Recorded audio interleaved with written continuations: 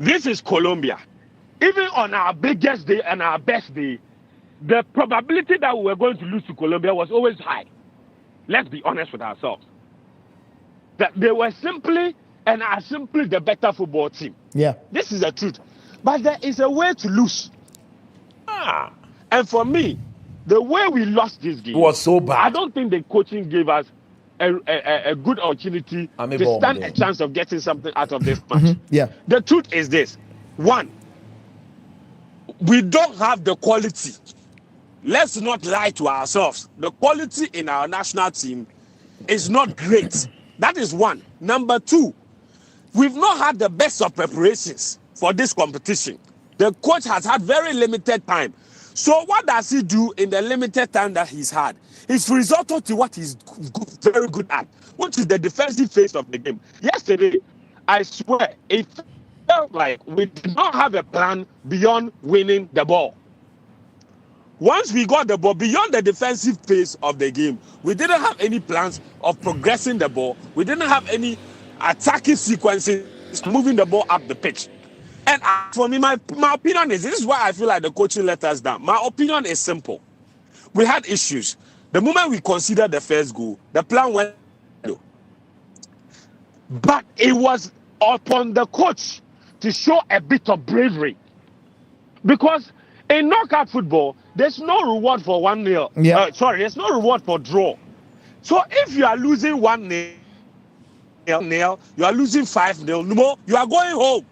Nine. Change the outcome. Whether you lose 1-0 or you lose 5-0, you are going home.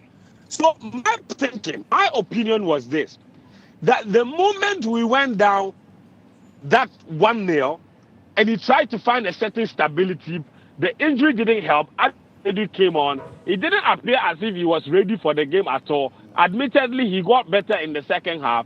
But I think the way we finished the first half, I was very happy. Now, the onus was on the coach to make some very important changes in the second half. And my opinion was that I didn't think that he needed to continue to keep playing midfielders in that game from the start of the second half. That's it. Because when he eventually switched to two midfielders, and he brought by on that time, the two midfielders were completely gassed out. Yes, but then the other two had been gassed out already. That's what I'm saying. Because you see, so anybody that will come and say, oh, but when we switched to two midfielders, we were overrun. It's because two midfielders too late. At the time when the two were already done, I thought we could have started. Look, and even if he was bringing in an extra midfielder, I thought that Elisha change was so bad for Zibo should have been Augustin Boateng, in my opinion. Simple, Fentuo. Because we should have probably brought in another midfielder that was more capable of ball carrying. We played for three midfielders for too long. And as Daniel was saying, he brought in Elisha and gave him a certain responsibility he wasn't capable of. And when he brought in Elisha, you notice that he moved Thomas up the pitch a little bit. Yeah. But even at that point, look, players were gassed out. So that change was wrong, in my opinion. Elisha said he couldn't take the ball from the defender. What? Elisha, when Lucasen had the ball, he was dodging the pass. I think it was the wrong change. I also think that Jordan, for example, lasted a bit too long in the match. Yeah. Oh no more. Yeah. Look, I have always made excuses for Jordan. I don't have a problem with Jordan starting, but it got to a point where we needed to be braver. We were not. We were too scared. And the coach said it and put the blame on the players. He said some of the players were too scared to make mistakes, and I feel like he set them up in a way where everybody was just a little bit too scared. Even the coach himself was a bit too scared. Scared of what? I don't know. Scared of losing 2-0, 3-0. Bro, a defeat is a defeat. You are going home. It's knockout football. It's go hard or go home.